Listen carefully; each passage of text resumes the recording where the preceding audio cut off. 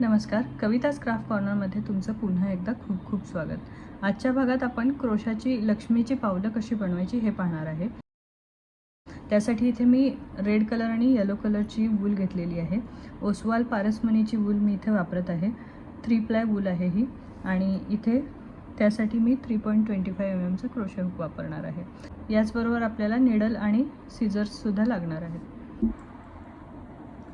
लाल रंगाच्या लोकरीने आपल्याला उजवं पाऊल बनवायचं आहे। तर इथे मी या लोकरीची मॅजिक रिंग बनवून घेते। त्यासाठी बोटावर 3 वेळा वेढे घेऊन शेवटच्या 2 वेढ्यातून पहिला वेढा ओढून घ्यायचा आणि एक चेन विणायची। आता ही जी रिंग आहे ती बोटामधून बाहेर काढायची आणि आता यामध्ये आपल्याला सिंगल क्रोशे विणायचे। तर पहिला सिंगल क्रोशे म्हणून मी एक चेन विणते आणि आता या रिंगमध्ये आपल्याला 7 सिंगल क्रोशे आणखी विणायचे। तर टोटल आपले इथे 8 सिंगल क्रोशे होणार आहेत।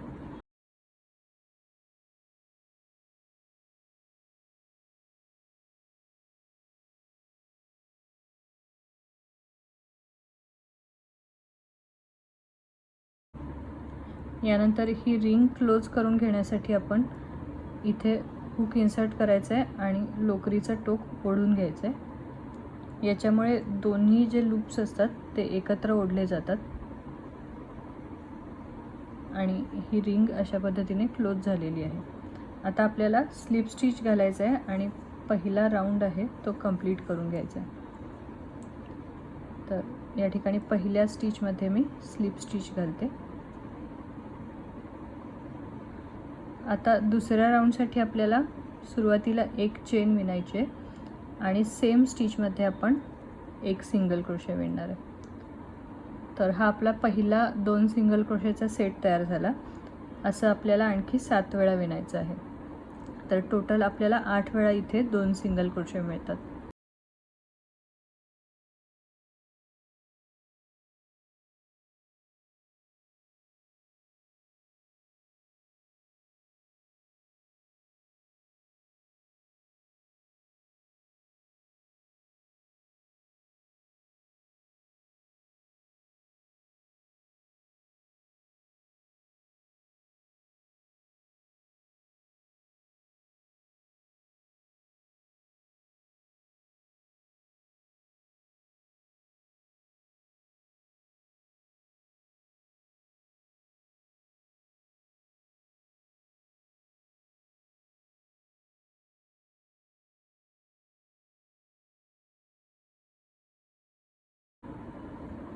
या ठिकाणी 8 वेळा माझे 2 सिंगल क्रोशेचे सेट विणून झालेले आहेत। आता आपल्याला पहिल्या स्टिचमध्ये स्लिप स्टिच घालायचं आहे आणि इथे ही लोकर कट करून घ्यायची। तर त्यासाठी मी इथे एक चेन विणणार आहे आणि लोकर कट करून घेणार आहे।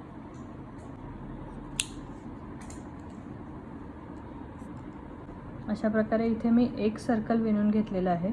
दुसरा सर्कल आपल्याला सेम याच पद्धतीने विणायचा आहे। फक्त याच्या दुसऱ्या राऊंडमध्ये आपण 8 वेळा 2 सिंगल क्रोशेचे सेट न विणता फक्त 6 वेळा 2 सिंगल क्रोशेचे सेट विणणार आहे। तर अशा पद्धतीने दुसरा सर्कलसुद्धा इथे मी विणून घेते आणि त्यानंतर आपण दोन्ही सर्कल एकमेकांना अटॅच करूयात। या ठिकाणी मी दुसऱ्या सर्कलच्या दुसऱ्या राऊंडमध्ये 6 वेळा 2 सिंगल क्रोशेचे सेट विणून घेतलेत। शेवटचे 2 स्टिचेस आपण शिल्लक ठेवलेले आहेत। आता आपल्याला हा जो पहिला सर्कल आहे तो या ठिकाणी दुसऱ्या सर्कलला अटॅच करायचा आहे।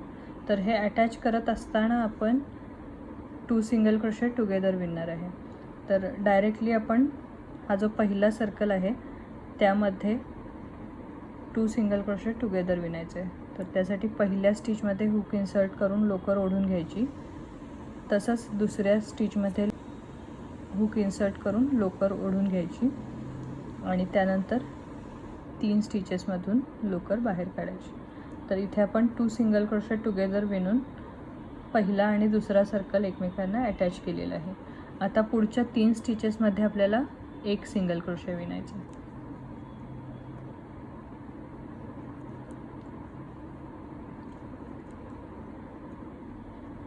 यानंतर चौथ्या स्टिचमध्ये आपण स्लिप स्टिच घालणार आहे आणि आता आपल्याला बोट विणायचे आहेत। तर त्यासाठी 3 चेन विणायचे पहिल्या चेनमध्ये स्लिप स्टिच आणि पुन्हा बेस जो स्टिच आहे जिथे आपण सुरुवातीला स्लिप स्टिच घातला होता त्या ठिकाणी आणखी एक स्लिप स्टिच. तर इथे आपलं एक बोट तयार झालं आहे. दुसऱ्या बोटासाठी पुन्हा आपण पुढच्या स्टिचमध्ये स्लिप स्टिच घालणार आहे. 3 चेन विणणार आहे. पहिल्या चेनमध्ये स्लिप स्टिच घालणार आहे आणि यानंतर बेसच्या स्टिचमध्ये स्लिप स्टिच. तर अशा प्रकारे प्रत्येक बोटासाठी आपल्याला एकूण 3 वेळा स्लिप स्टिचेस घालायचे आहेत. पुन्हा नेक्स्ट बोट मी विणून दाखवते. नेक्स्ट स्टिचमध्ये स्लिप स्टिच, 3 चेन, पहिल्या चेनमध्ये स्लिप स्टिच आणि बेसमध्ये स्लिप स्टिच.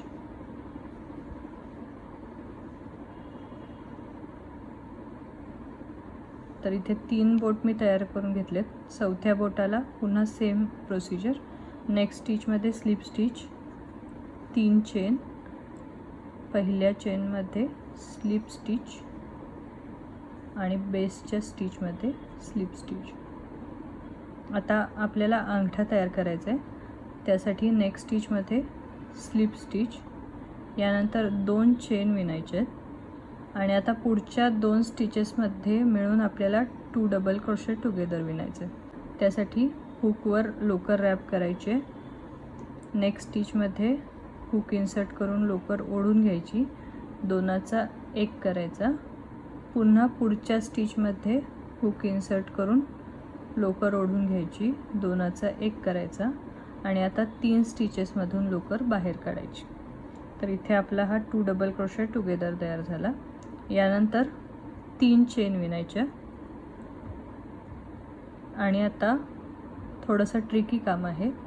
सुरुवातीच्या ज्या 2 चेन विणल्या अंगठ्यासाठीच्या त्यातल्या पहिल्या चेनमध्ये आपण हुक इन्सर्ट करायचं आहे. यानंतर हा जो शेवटचा स्टिच आहे त्यामध्ये आपण स्लिप स्टिच घालणार आहे. तर हुक इन्सर्ट करून लोकर दोन्ही स्टिचेसमधून ओढून घ्यायची. आता इथे आपला हा अंगठा तयार झाला आहे. यानंतर पुढच्या 3 स्टिचेसमध्ये आपल्याला पुन्हा सिंगल क्रोशे विणायचे आहेत.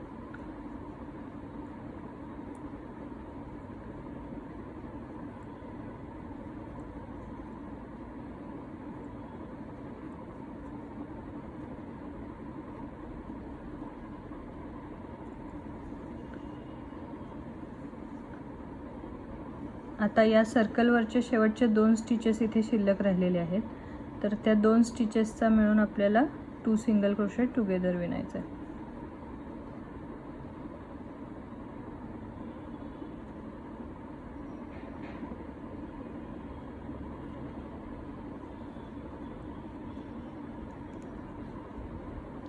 यानंतर दुसऱ्या सर्कलचा जो सिंगल क्रोशे आहे त्यामध्ये हुक इन्सर्ट करून नंतरच्या एका स्टिचमध्ये हुक इन्सर्ट करून लोकर ओढून घ्यायचे आणि या 2 स्टिचेसचा मिळून आपल्याला 2 सिंगल क्रोशे टुगेदर करायचे. आता इथे या सर्कलवर 2 स्टिचेस शिल्लक राहिलेत. त्यातल्या पहिल्या स्टिचमध्ये आणि दुसऱ्या स्टिचमध्ये हुक इन्सर्ट करून 2 सिंगल क्रोशे टुगेदर विणायचे. यानंतर शेवटचा जो स्टिच आहे त्यामध्ये स्लिप स्टिच घालून 1 चेन विणायचे आणि इथे ही लोकर कट करून घ्यायची.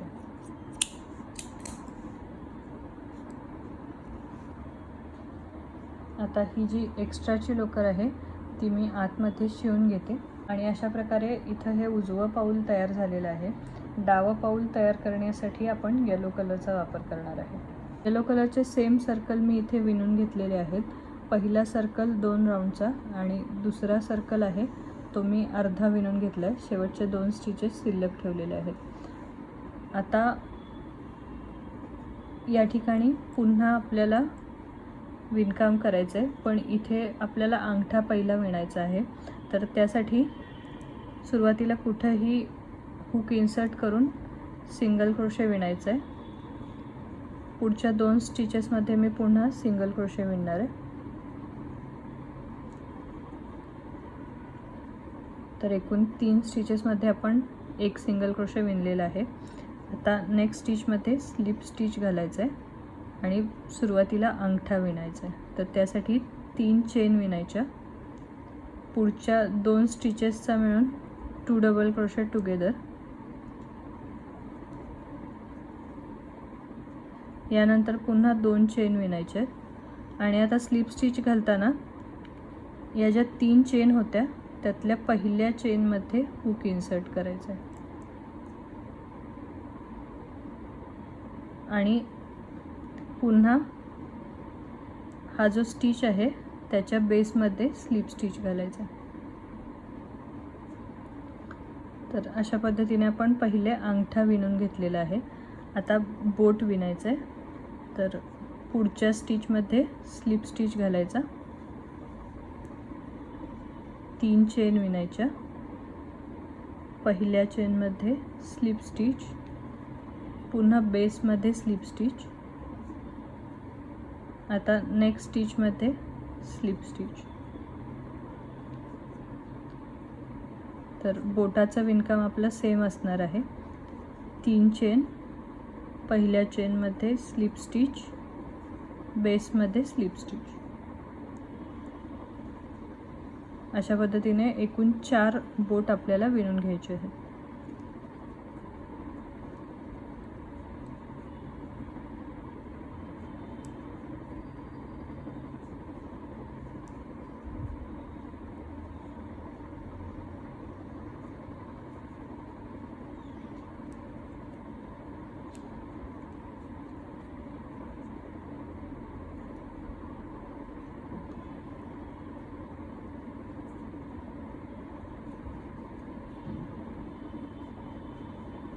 आता यानंतर आपल्याला पुढच्या 3 स्टिचेसमध्ये एक सिंगल क्रोशे विणायचे.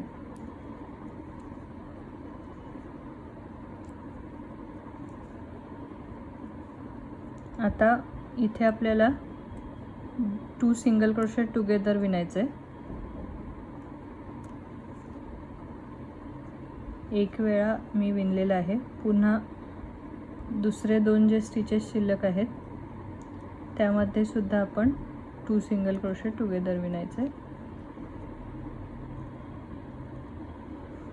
यानंतर हा जो अटॅच केलेला सिंगल क्रोशे आहे त्यामध्ये हुक इन्सर्ट करून पुन्हा त्याच्या बेसच्या स्टिचमध्ये हुक इन्सर्ट करायचं आहे आणि इथे एक 2 सिंगल क्रोशे टुगेदर येणार आहे. आणि आता शेवटचे जे 2 स्टिचेस शिल्लक आहेत तिथे शेवटचा 2 सिंगल क्रोशे टुगेदर आहे. तर इथे एकाच साईडला आपले 2 सिंगल क्रोशे टुगेदर आलेत. उजव्या साईडच्या पावलाला आपल्याला एक या साईडला आला होता आणि 3 ऑपोजिट साईडला. तर इथे 4ही 2 सिंगल क्रोशे टुगेदर एकाच साईडला येतात आपले. आता यानंतर शेवटच्या स्टिचमध्ये स्लिप स्टिच, एक चेन आणि इथेही लोकर आपल्याला कट करून घ्यायची.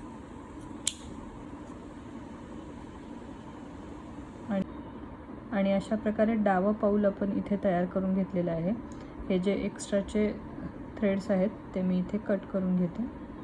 तर या ठिकाणी डावा पाऊल आपलं विणून तयार झालेलं आहे आणि तुम्ही पाहू शकता एकदम छान असं हे कलर कॉम्बिनेशन दिसतं. तुम्हाला हवा असल्यास तुम्ही ऑपोजिट कॉम्बिनेशनसुद्धा करू शकता. लेफ्ट साईडचं रेड कलरचं पाऊल आणि राईट साईडचं येलो कलरचं पाऊल. तर इथे मिक्स अँड मॅच कॉम्बिनेशनसुद्धा तुम्ही वापरू शकता. रेड कलरची दोन्ही पावलं आणि येलो कलरची दोन्ही पावलं. तर अशा पद्धतीने तुम्ही ही पावलं नक्की करून बघा. विणायला एकदम सोपी आहेत. हा व्हिडिओ जर तुम्हाला आवडला असेल तर लाईक, शेअर आणि सबस्क्राईब करायला विसरू नका.